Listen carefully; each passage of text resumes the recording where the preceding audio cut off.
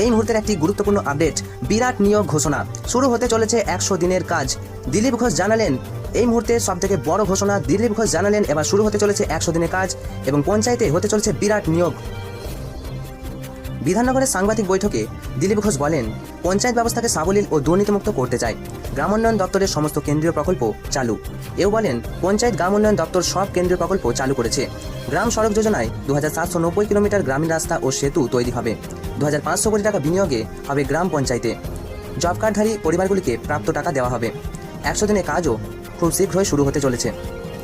সাংবাদিক বৈঠকে তিনি এও জানান যে আবাস যোজনায় সব তথ্য এবং নথি দেখে নিয়ে অনুমোদনের পর টাকা দেওয়া হবে। প্রধানমন্ত্রী আবাস যোজনা গ্রামীণের জন্য সমীক্ষার কাজ শুরু হয়েছে।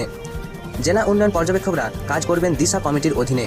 সেখানে সাংসদ থেকে শুরু করে বিধায়ক, জেলা শাসকরা থাকবেন। পঞ্চায়েতে 6536 পদে নিয়োগ হবে। 11154 পদে একযোগে নিয়োগের পরিকল্পনা করা হচ্ছে।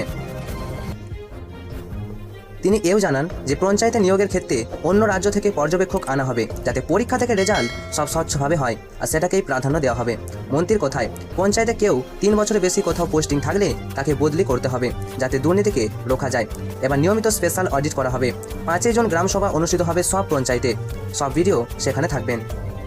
এর পাশাপাশি মা আহার চালু হলো পশ্চিমবঙ্গে। দিলীপ ঘোষ বুধবার জানিয়েছিলেন, যেটা মা ক্যান্টিন নাম ছিল, মা আহারের নামে এই প্রকল্প চলবে। আগে 390টি স্থানে চলতো, 5 টাকায় দেওয়া হতো। আরও 110টি নতুন মা আহার প্রকল্পের কেন্দ্র স্থাপিত হবে। মোট 500টি কেন্দ্র থেকে আহার বিতরণ করা হবে 5 টাকার বিনিময়ে। মা ক্যান্টিন, যা এখন মা আহার হয়ে গেছে, যেখানে 5 টাকার প্লেটে মাছ থাকার কথা আগেই জানিয়েছে নতুন রাজ্য সরকার।